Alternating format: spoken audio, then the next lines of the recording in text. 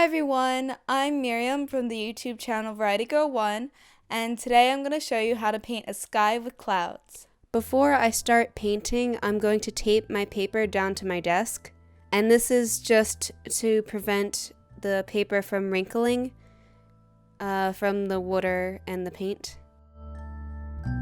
So I'm just going to pull my paper straight and then smooth it out and tape it down.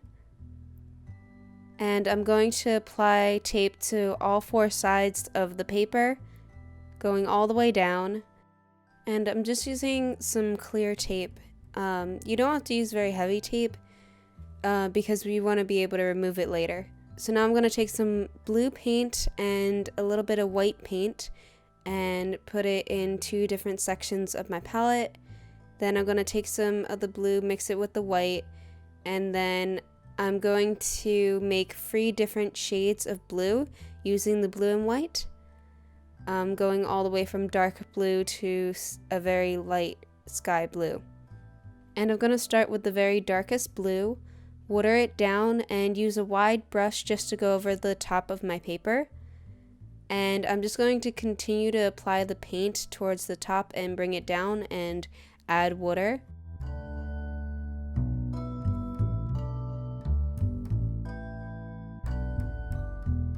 And I'm just going to keep applying that until I have a sort of solid coat.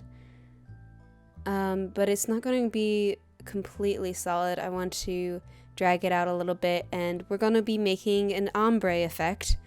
If you didn't guess from the 3 different shades of paint, it's going to be an ombre.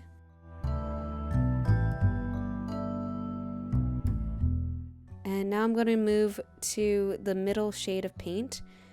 And where the 2 colors meet, I'm going to make sure they blend together and then slowly go into just having 1 color.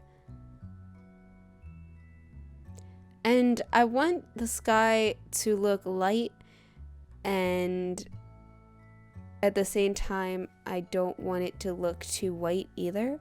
So I'm going to fill the entire paper, but I'm not going to put the paint on very thickly.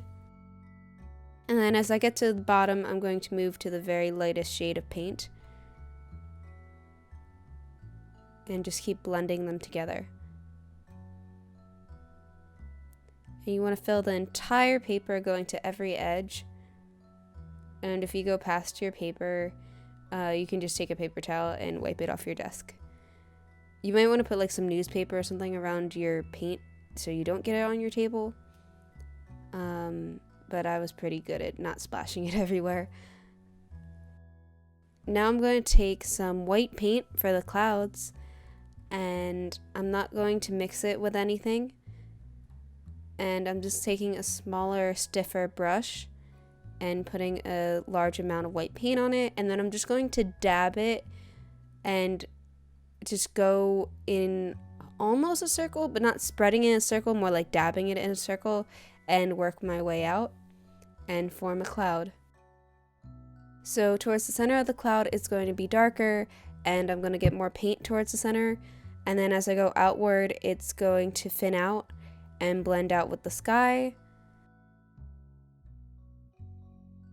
And I'm just going to keep making like a dabbing motion. I'm almost never going to drag the paintbrush for this. I'm just patting down the paint. There are some spots where I'll blend it a little bit, but not very much.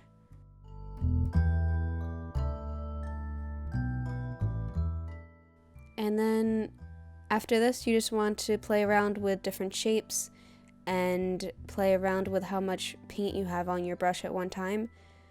Play around with what areas are lighter or darker.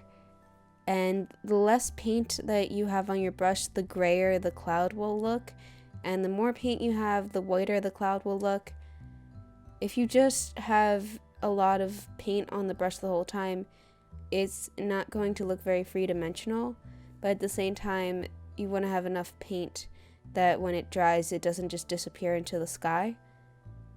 I think I actually didn't use enough paint because after I dried, I noticed it was a little too gray.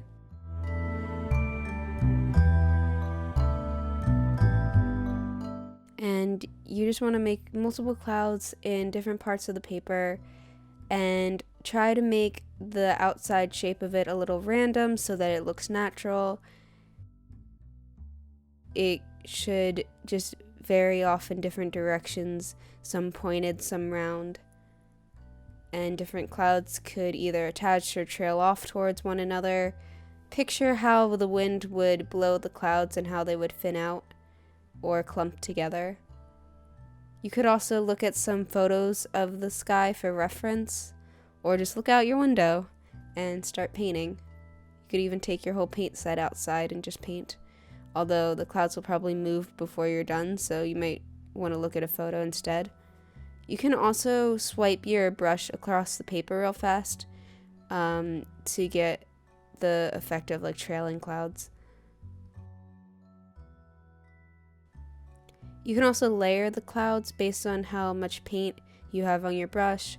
So if you had a really light cloud and then you glob a lot of paint on top, it's going to look like two clouds are one's further back if it's lighter.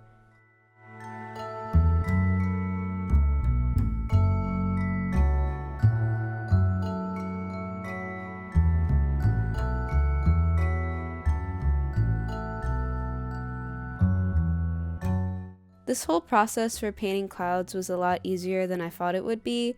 When I had looked at paintings of clouds before, I kind of came up with it by accident because I was trying to draw blueberries and then I was having trouble getting the different shades of the blueberry right, and I ended up looking more like a sky.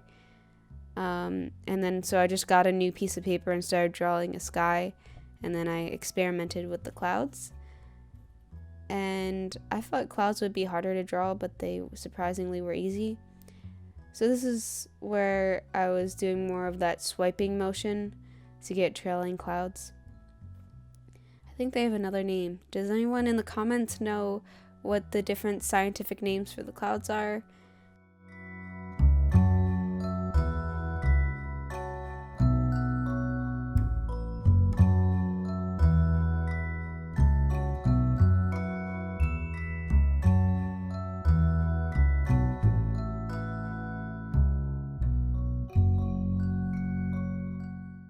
A lot of my clouds were towards the edge of my paper and then coming towards the center, but you can also just start them in the middle.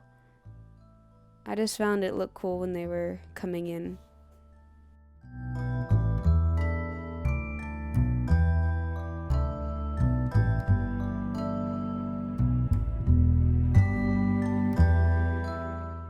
I like how three-dimensional these clouds look just because the paint is more three-dimensional than if you just shaded this in with paper. There's just something about having the paint clump up that just adds dimension to it. That's something I also noticed when I was doing dripping letters, that I was able to add a lot of dimension just with the paint, almost like I was sculpting. This didn't involve as much sculpting and layering on paint, but you still have a little bit of that same type of effect.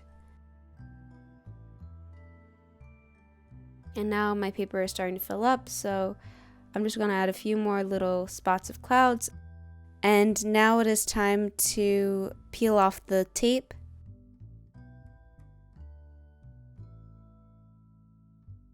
And you can see that where I pull away the tape, I have a very straight border, which was another benefit of using the tape, is that it gave me a straight border versus having the paint just run off in random spots.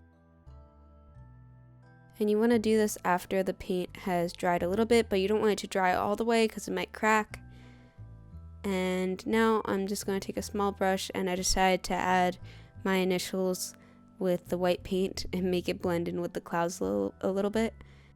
So kind of letters in the clouds. I don't know. I don't usually sign my art, but I feel like I should start doing that. And here's the final painting. If you enjoyed this video, please push the like button and comment below if there are any other art videos you would like to see me make. And subscribe to my channel, Variety Girl 1, for more art tutorials. You can also support my channel on Patreon and help me raise money for more equipment. Thank you for watching.